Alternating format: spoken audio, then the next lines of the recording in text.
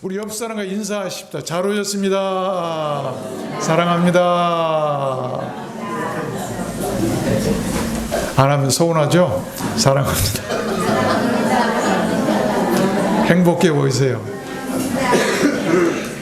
자, 한번 따라서 해보겠습니다. 인생 최고의 희망. 이런 제 말씀을 증가하려고 합니다. 우리 믿는 자들의 최대 관심은 단연 구원입니다. 구원을 떠나서는 우리 기독교를 얘기할 수가 없죠. 구원은 인간의 회개로 즉각 결정되기는 하지만, 잘 들으십시오. 단번에 모두 종결되는 것은 아닙니다. 긴 과정을 요하는데 거기에는 순서가 있어요. 구원의 순서. 그것을 신학적인 용어로는 구원의 서정 또는 구원의 여정이라고 하죠. 빌립보서 2장 말씀에 보면 이런 말씀이 있어요. 항상 복종하여 두렵고 떨림으로 너희 구원을 이루라. 항상 우리가 복종하고 두렵고 떨림으로 이루어야 할 것이 있는데 그것이 구원이에요. 이룬다, 이루라, 컨티뉴라고 하는 이 말은 계속 진행해 가라. 단번에 끝난 게 아니에요. 하나님께서 멸망 가운데 있는 우리네 인생을 구원하시는 여정은 우리가 여러 단계로 구분할 수 있지만 크게 4단계로 구분할 수가 있습니다. 그 내용이 바로 오늘 본문 말씀이에요. 다시 한번 읽어보면 4단계로 여러분 잘 들어보세요. 또 미리 정하신 그들을 첫 단계죠. 두 번째는 또 부르시고, 또 부르신 그들 또한 의롭다 하시고, 의롭다 하신 그들 또한 영화롭게 하셨느니라. 아십시오. 구원은 우리들 인생 최고의 희망입니다. 그 희망의 구원이 어떻게 이루어지는지를 아는 것은 우리 믿는 자들에게 매우 중요한 일이에요. 그 사실을 오늘 본문 말씀에서 잘 가르쳐주고 있다는 것입니다. 그래서 저는 오늘 말씀을 받들어서 그 구원이 우리들 인생 가운데 어떻게 이루어지는지를 여러분들께 증거해 드리려고 합니다. 잘 들으십시오. 구원이 어떻게 이루어지는가? 하나님의 구원 여정은 그 어떤 죄인도, 그 어떤 불행한 사람도 그 누구를 막론하고 가질 수 있는 우리들 인생 최고의 희망이에요. 우리들 인생들이 이 땅에 사는 동안 가질 수 있는 희망이 있다고 한다면 그 최고의 희망은 구원입니다. 오늘 말씀이 그 구원이 이루어지는 과정을 알게 해서 우리를 인생 최고의 희망을 가진 사람들로 바꾸어 놓았으면 좋겠습니다. 그 구원의 희망이 우리들 기쁨이 되고 살아갈 의욕을 주게 될 것입니다. 만약 살아갈 의욕을 잃고 계신 분이 이곳에 계시다면 인생의 기쁨을 알지 못하고 생애에 기쁨이 없는 분들은 오늘 말씀을 잘 들으십시오.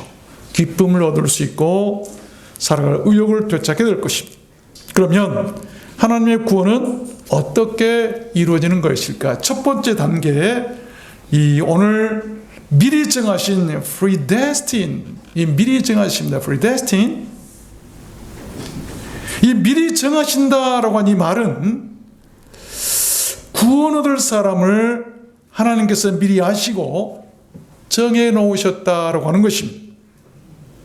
그 말을 신학적인 용어로는 이 예지 예정이라고 하는 참 어려운 말이에요. 미리 알고 또한 정하셨다. 사람들은 이 교리에 대해서 오해하기도 합니다. 아니면 하나님께서 미리 예정해 놔버리셨다고 한다면 이건 너무 불공평하지 않느냐, 옳지 않은 것 같다라고 비판하는 사람도 많이 있어요. 그러나 아십시오. 구원에 관한 모든 결정은 하나님이 하십니다. 그 그가 창조자시기 때문 아니겠습니까? 그것을 신학적인 용어로 하나님의 절대 주권이라고 얘기를 해요. 거기에는 인간의 어떤 생각이나 이성도 전혀 개입될 수가 없습니다. 그렇기 때문에 이 애정교리는 오히려 더 믿을 수 있고 안전한 것입니다.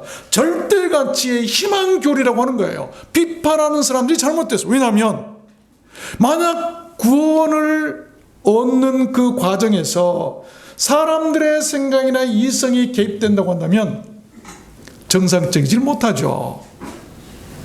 하나님께서 절대적으로 주권을 가지고 행하시는 것이 구원사역이에요.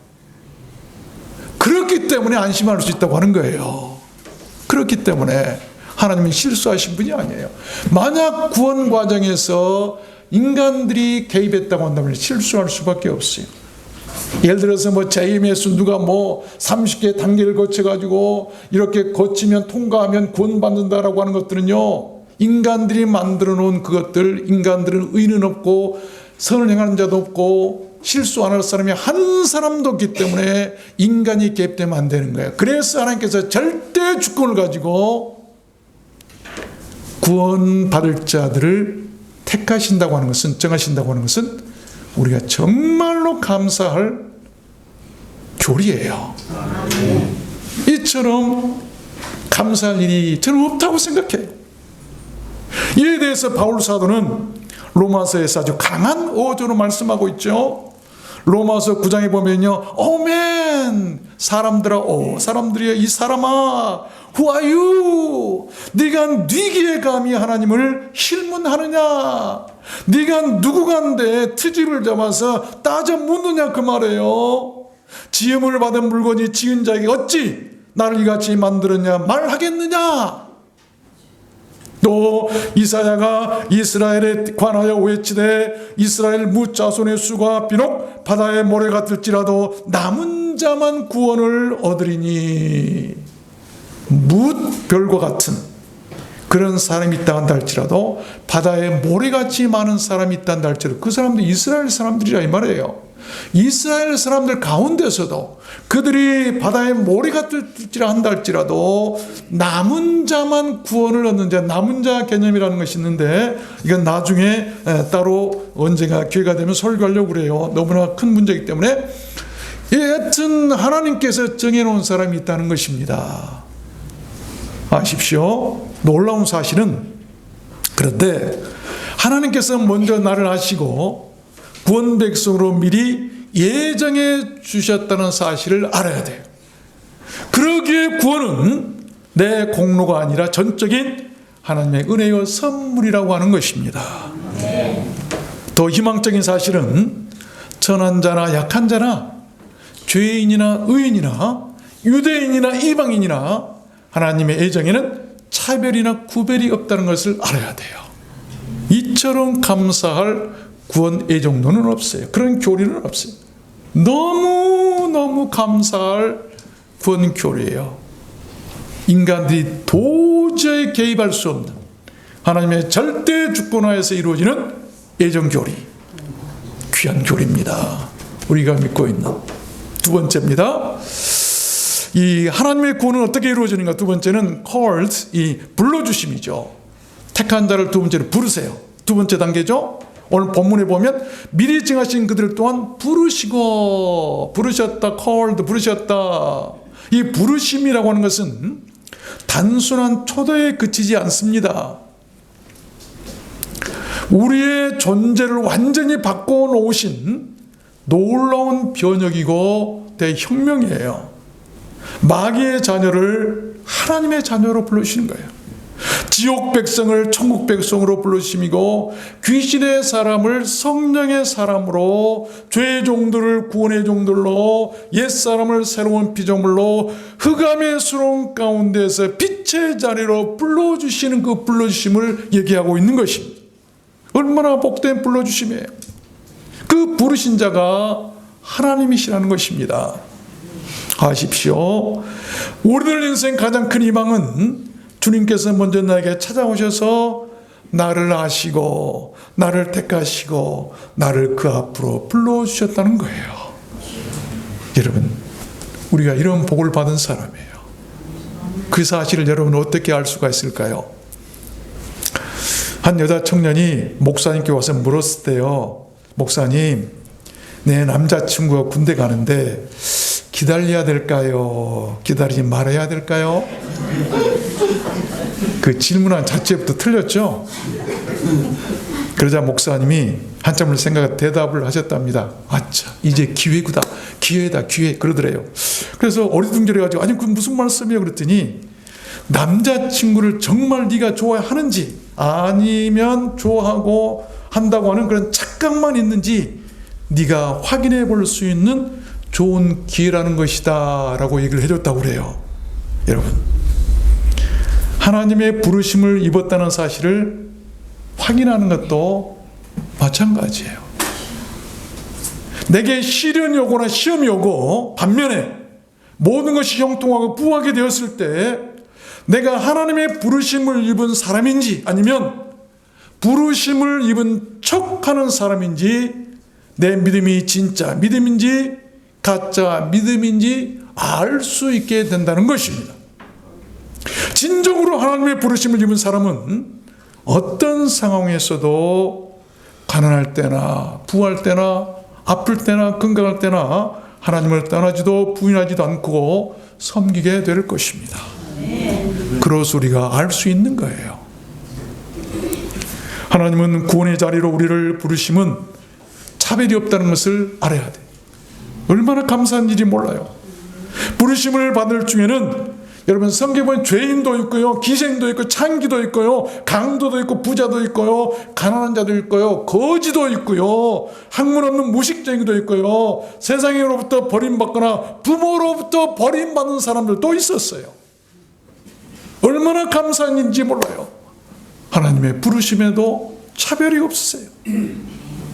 로마서 9장에 보니까 이 그릇은 우리니 곧 유대인 중에서 뿐만이 아니라 이방인 중에서도 부르신 자니라.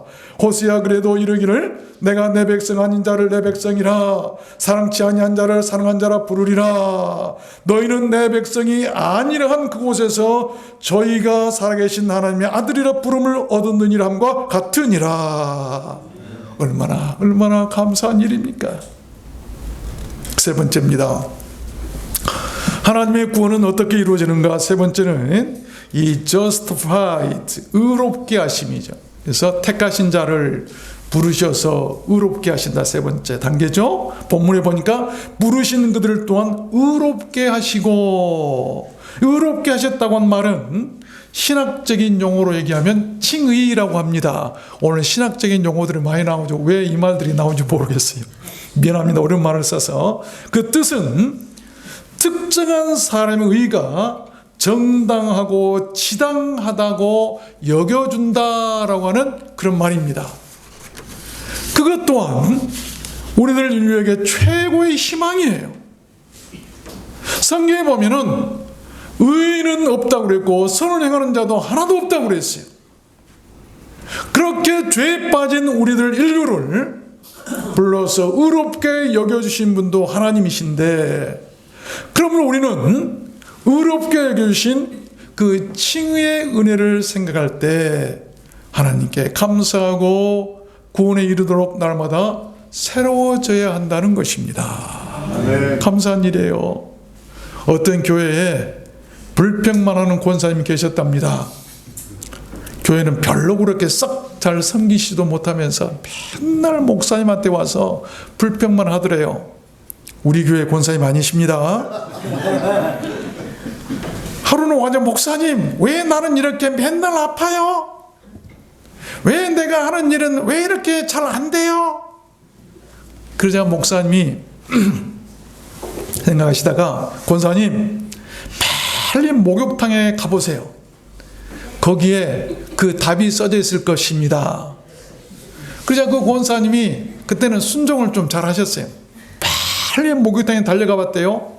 근데 정말로 목욕탕에 딱 들어가자마자 그 응답이 딱 써져 있는 거예요. 뭐냐면 맡기지 않는 물건은 책임지지 않습니다. 인생의 정답이에요. 우리 인생이 그렇다는 거예요. 모든 것을 하나님께 맡겨야 책임져 주시는 거예요. 하나님께 맡기고 나갈 때 구원도 이루어지는 것 아니겠습니까? 하나님께 맡기시길 바랍니다. 따라서 합시다. 맡기지 않는 물건은 책임지지 않습니다. 인생의 명답입니다. 죄인을 불러서 의롭게 해주시는 종교, 우리들 기독교만이 가질 수 있는 최고의 희망입니다. 죄인을 의롭게 여겨주시는 그 조건은 단 한 가지예요. 어떤 사람은 그 조건을 손 씻는 일보다 더 쉬운 일이다라고 한 사람도 있어요. 그 일은 뭔가 했더니 하나님의 아들 예수 그리스도를 믿는 거예요.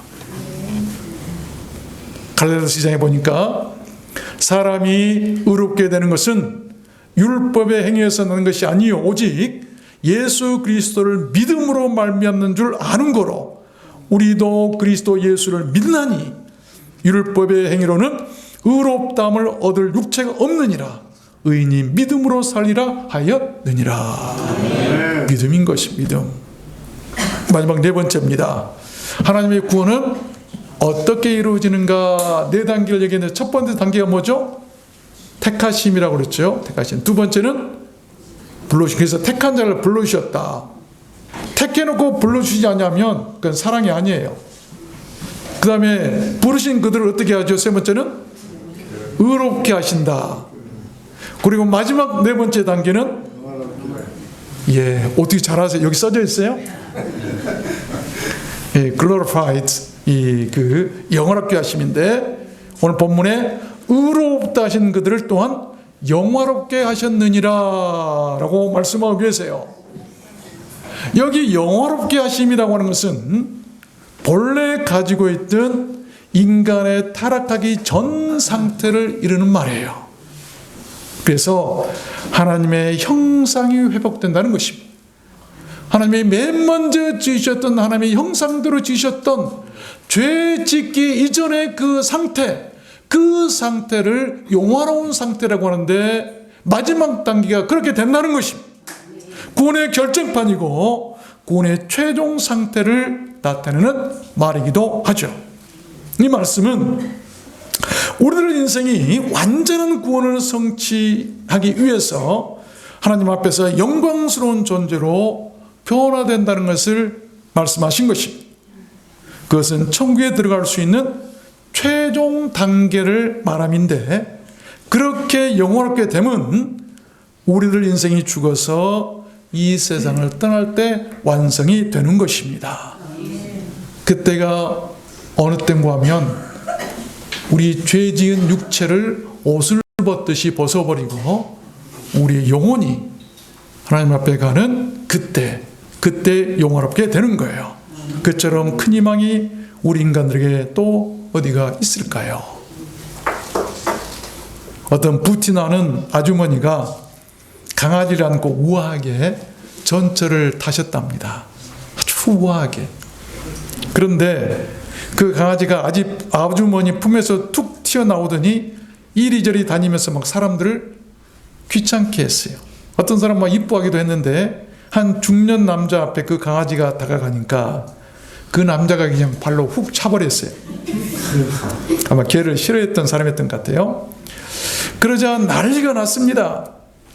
그 아주머니가 씩씩거리면서 일어나더니 아니 내 자식 같은 강아지를 왜 차냐고 하면서 이보세요, 이 강아지는 내 자식입니다. 우리 집 식구라고요. 따졌어요. 그래서 옆에 있던 충청도 아주머니가 그 여자를 보면서 매우 근심스러운 표정을 짓더니 말을 했습니다. 아니 어떡해 어쩌다가 개를 낳았디야. 저는 강아지 키운 사람들 무시하고 그런 사람 아니에요. 이뻐해야 됩니다. 하나님은요 왜 이 말씀을 드렸냐면 짐승을 양자로 삼아서 영화롭게 하지 않으셨어요. 유일하게 우리들을 인간만을 영화롭게 하셨습니다. 하나님 우리 인간들의 영혼을 사랑하시는 거예요. 그것을 영원롭게 할 수 있다는 거예요. 그처럼 큰 희망이 또한 없죠. 요한복음 17장에 보면 주님께서 이런 기도를 하셨어요. 아버지여, 내게 주신 자도 나 있는 곳에 나와 함께 있어 내게 주신 영광을 저희로 보게 하시기를 원하옵나이다. 우리 주님의 기도예요. 자기 자신이 본 영광, 자기 자신이 가지고 있는 영광, 하나님께서는 내게 주신, 내가 불러서 구원 얻도록 한 저들도 같이 내 영광을 보게 하고 내 영광에 참여했으면 좋겠습니다. 여러분, 이런 분이 누가 있어요? 이런 종교가 어디가 있습니까? 다른 사람의 것을 착취해서 자기 영광만 드러내려고 하는 이때에 자기가 가지고 있는 영광, 자기가 보았던 영광을 우리를 불러서, 사람들을 불러서 그 사람도 같이 보게 해달라고 하나님께 기도하는 그분이 바로 우리 주님이세요. 교회는 그런 교회가 돼야 되고 우리 믿는 자들은 그런 삶을 가지고 있어야 돼요. 그래야 구원이 이루어지는 거예요. 그런 주님을 믿어야 구원 받는 거예요. 말씀을 맺겠습니다. 세상도 어렵고 교회도 갈수록 어렵다고들 합니다. 그러나 보면 우리가 알 것은 인류 역사 가운데 예나 지금이나 어렵지 않을 때가 없었어요. 전쟁도 끊이지 않았고 자연재해나 질병도 끊이지 않았고 지금도 마찬가지예요. 지금도 전쟁하고 있고 지금도 전쟁도 확산되어 가고 있죠. 어느 때나 어려웠어요. 어려워요. 어려워. 하나님 왜 나만 어려울까? 그러지 마세요. 다 어렵습니다. 그런데 우리 그리스도인들의 신앙생활에 나오는 것은 한마디로 그러한 어려운 가운데서 하나님의 구원 예정에 참여하고 있다는 것을 아는 거예요. 철로 역정이에요. 그런 곤란한 가운데서 구원이 이루어지는 것이고 하나님은 부르셔서 구원시키시는 것을 알아야 돼요. 그래서 이스라엘 백성들 구원 역사의 모델로 뭘 주셨어요? 광야 40년 광야 생활을 주셨잖아요. 광야와 같은 거예요. 그 광야에서 구원이 이루어지는 거예요. 편안하거나 아니라는 것을 찾지 마십시오. 우리 주님 왕궁에 오시지 않았어요. 만왕의 왕께서 왕궁에서 태어나지 않으셨어요. 얼마든지 오실 수 있었지만 천한 말구에서 오셨어요. 우리가 주님의 뜻을 알아야 돼요.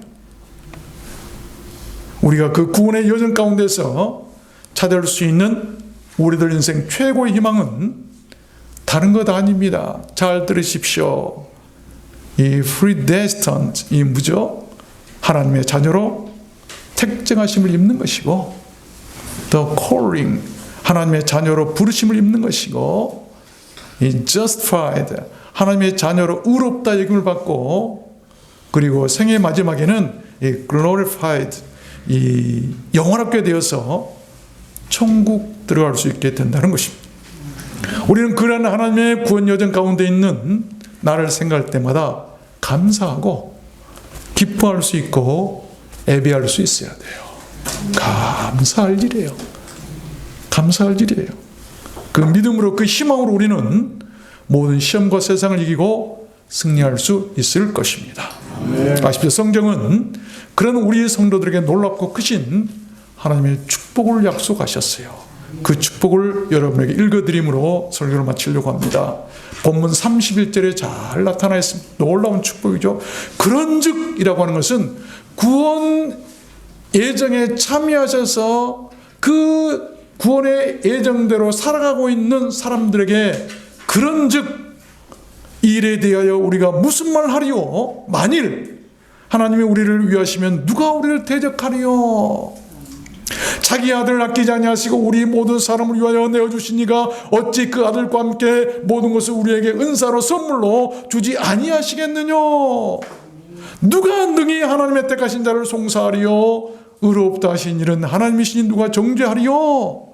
누가 우리를 그리스도의 사랑에서 끊으리요? 환난이나 권고나 핍박이나 기근이나 적신이나 위험이나 칼이랴. 이 모든 일에 우리를 사랑하신 이로 말미암아 우리가 넉넉히 이기느니라. 아무 피조물이라도 우리를 우리 주 그리스도 예수 안에 있는 하나님의 사랑에서 끊을 수 없으리라. 아멘. 여러분, 힘들다고 생각만 하지 마시고 이 힘든 과정에서, 여정에서 구원의 여정에 참여하시기를 바랍니다. 그래야 구원을 받습니다. 우리 드루안노스 온교는 하나님의 그 구원 여정 가운데 있는 절대 희망이 있는 그런 교회였으면 좋겠습니다. 여러분 모두 다 구원 여정에 참여하셔서 다 구원받고 천국 가시는 은혜가 함께 하시기를 주님의 이름으로 축원합니다. 우리 찬양하겠습니다. 나의 모든 행실을. 우리 지난주에도 찬양했는데 참 은혜로운 찬양이에요. 이 찬양하시고